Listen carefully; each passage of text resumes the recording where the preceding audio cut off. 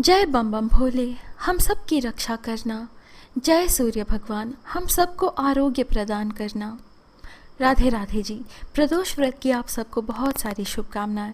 प्रिय मित्रों, प्रदोष व्रत यानी कि त्रयोदशी का व्रत शिव शक्ति को समर्पित व्रत है।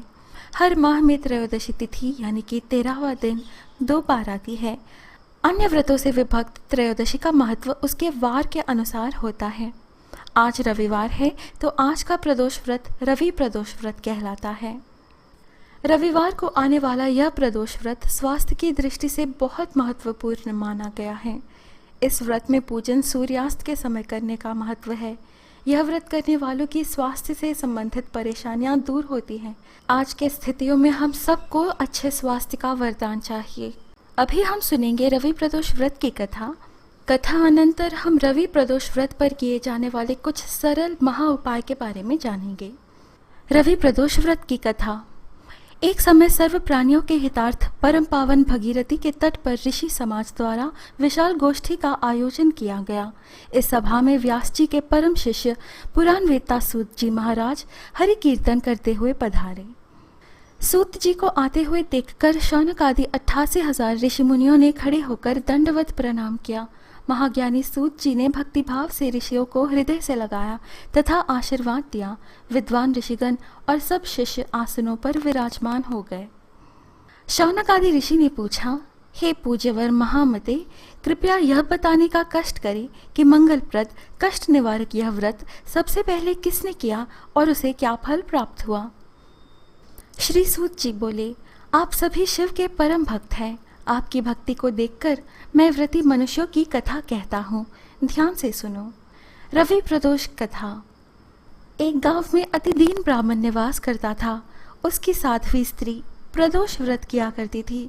उसे एक ही पुत्र रत्न था। एक समय की बात है, वह पुत्र गंगा स्नान करने के लिए गया।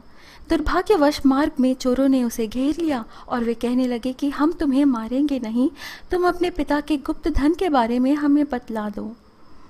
बालक दीन भाव से कहने लगा कि बंधुओं, हम अत्यंत दुखी दीन हैं, हमारे पास धन कहाँ है। तब चोरों ने कहा कि तेरे इस पोटली में क्या बंधा है। बालक ने निसंकोच कहा कि मेरी माँ ने मेरे लिए रोटियां दी हैं। यह सुनकर चोरों ने अपने साथियों से कहा कि साथियों, यह बहुत ही दीन दुखी मनुष्य है, अतः हम किसी और को लूटेंगे। इतना कहकर चोरों ने उस बालक को जाने दिया। बालक वहां से चलते हुए एक नगर में पहुंचा। नगर के पास एक बरगद का पेड़ था। वह बालक उसी बरगद के वृक्ष की छाया में सो गया। उसी समय उस नगर के सिपाही चोरों को खोजते हुए उस बरगद के वृक्ष के पास पहुंचे और बालक को चोर समझकर बंदी बना राजा के पास ले गए। राजा ने उसे कारावास में बंद करने का आदेश दिया। ब्राह्मणी का लड़का जब घर नहीं लौटा तब उसे अपने पुत्र की बड़ी चिंता हुई। अगले दिन प्रदोष व्रत था। ब्राह्मणी ने प्रदोष व्रत किया और भगवान शंकर जी से मन ही मन अपने पुत्र की कुशलता की प्रार्थना करने लगी। भगवान शंकर जी ने उस ब्राह्मणी की प्रार्थना स्वीकार कर ली।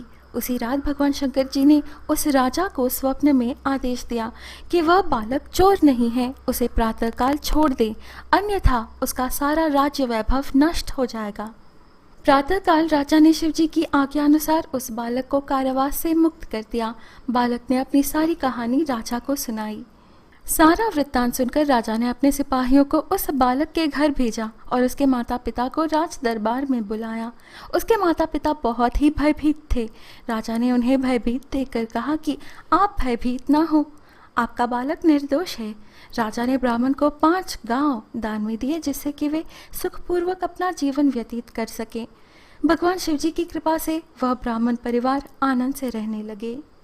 इति रवि प्रदोष व्रत कथा। प्रिय मित्रों, सूर्य प्रदोष का व्रत करके भविष्य में उत्तम स्वास्थ्य का आशीर्वाद भगवान शिव जी और सूर्य नारायण भगवान देते हैं। अब जानिए प्रदोष व्रत मनाने की विधि। प्रदोष व्रत के दिन प्रातः सूर्योदय से पूर्व उठना चाहिए। नित्य कर्मों से निवृत्त होकर भगवान श्री भोलेनाथ का निरंतर स्मरण करते रहें। इस व्रत में आहार नहीं लिया जाता है। पूरे दिन उपवास रखने के बाद सूर्यास्त के 1 घंटे पहले स्नान आदि कर श्वेत वस्त्र धारण किए जाते हैं। प्रदोष व्रत की पूजा शाम के 4:30 बजे से लेकर शाम के 7 बजे के बीच की जाती है। अपने घर में पूजा स्थल को गंगा जल या स्वच्छ जल से शुद्ध करने के पश्चात हो सके तो गाय के गोबर से लीपना चाहिए और मंडप तैयार करना चाहिए। चाहे तो आप यह पूजा शिव मंदिर में भी जाकर कर सकते हैं। मंडप में 5 रंगों का उपयोग करते हुए रंगोली बनानी चाहिए, क्योंकि 5 संख्य भगवान भोलेनाथ को अति प्रिय है। पूजन की सभी सामग्री एकत्रित कर लें, उत्तर पूर्व दिशा की ओर मुख करके बैठ जाएं और ओम नमः शिवाय का जाप करते हुए भगवान शिव जी को जल चढ़ाएं। इस दिन भगवान शंकर जी, माता पार्वती, श्री गणेश जी और नंदी जी को पंचामृत व गंगाजल से स्नान करवाना चाहिए। इसके अनंतर बेलपत्र, गंध, अक्षत, फूल, धूप, दीप, नैवेद्य यानी भोग लगाना चाहिए। फल, पान, सुपारी, लौंग व इलायची आदि अर्पित करना चाहिए। भगवान शिव जी की 16 तरह की सामग्री से पूजा करनी चाहिए। इसके बाद 8 दीपक अलग अलग दिशाओं में जलाना चाहिए और दीपक रखते समय हर प्रत्येक बार प्रणाम करें। कथा समाप्ति के बाद हवन सामग्री मिलाकर 11, 21 या 108 बार ओम ह्रीम क्लीम नमः शिवाय स्वाहा मंत्र से आहुति दें। इसके बाद शिवजी की आरती करें, फिर उपस्थित जनों सभी में प्रसाद वितरित करें। इसके बाद ही भोजन करें। भोजन में केवल मीठी सामग्रियों का उपयोग करें। आइए मित्रों, अब प्रदोष व्रत की उद्यापन विधि जानें। इस व्रत को 11 या फिर 26 त्रयोदशियों तक रखने के बाद व्रत का उद्यापन करें। व्रत का उद्यापन त्रयोदशी तिथि पर ही करें। उद्यापन से एक दिन पूर्व श्री गणेश जी का पूजन किया जाता है। पूर्व रात्रि में कीर्तन करते हुए जागरण किया जाता है। प्रातः जल्दी उठकर मंडप बनाकर मंडप को वस्त्रों और रंगोलियों से सजाया जाता है। ओम उमा सहित शिवाय नमः मंत्र का जाप करते हुए हवन किया जाता है। हवन में आहुति के लिए खीर का प्रयोग किया जाता है।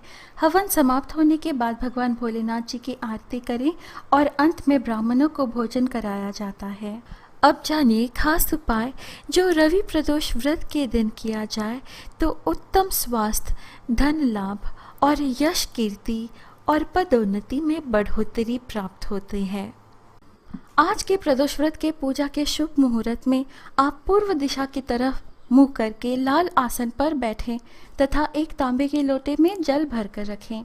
यदि संभव हो तो शुद्ध तांबे के दिए में गाय का घी भरकर कलावे की बाती लगाकर प्रज्वलित करें, अन्यथा साधारण मिट्टी के दिए को ही प्रज्वलित करें। तांबे का लोटा व तांबे के दिए का प्रयोग इसलिए कहा गया है क्योंकि यह सूर्य नारायण के प्रिय धातु हैं। अब भगवान गणपति जी को नमस्कार करें तथा अपने घर में धन संपत्ति व आरोग्य के लिए भगवान सूर्य नारायण से प्रार्थना करें।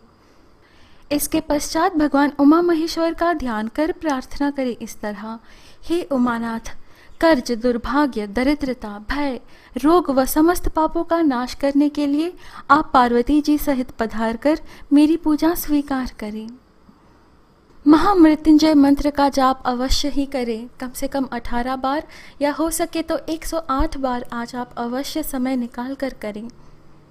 ओम त्र्यंबकम यजामहे सुगंधिम पुष्टिवर्धनम उर्वारुकमिव बंधनात् मृत्योर्मोक्षीयमामृतात्। इस मंत्र का अर्थ है हम त्रिनेत्र को पूजते हैं जो सुगंधित है, हमारा पोषण करते हैं। जिस तरह फल शाखा के बंधन से मुक्त हो जाता है वैसे ही हम भी मृत्यु और नश्वरता से मुक्त हो जाएं। पूजा के बाद अपने पिता या पिता की उम्र के समान व्यक्ति के चरण स्पर्श करें। ज्योतिष शास्त्र में सूर्य को पिता के कारक कहा गया है, इसलिए पिताजी या पिता के समान लोगों को सम्मान देना हमारी कुंडली में सूर्य को और मजबूत बनाता है। सूर्य को सुदृढ़ करने का यही सबसे उत्तम मार्ग है। इसके अतिरिक्त आज आप नमक का सेवन बिल्कुल ना करें। मीठा भोजन कर सकते हैं, जैसे कि दलिया हो या ओट्स हो, उसमें चीनी मिलाकर खाएं। यह स्वास्थ्य के लिए भी बहुत अच्छा है और इस बढ़ती गर्मी के मौसम में भी शरीर को यह ठंडा रखता है। फलाहार अवश्य ही कर सकते हैं। इसके अतिरिक्त नेत्रहीन लोगों को दान करने से सूर्य नारायण बहुत ही जल्द प्रसन्न होते हैं। प्रिय मित्रों, ये है आज का वीडियो। आशा है आपको अच्छी लगी। जाते जाते आपको एक सज्जन अनुस्मारक, इस वीडियो को लाइक, कमेंट और ज़्यादा से ज़्यादा शेयर करें। हमारे YouTube चैनल पवित्र वचन को सब्सक्राइब करें। हम फिर मिलेंगे अगले वीडियो में। जय बम बम भोले।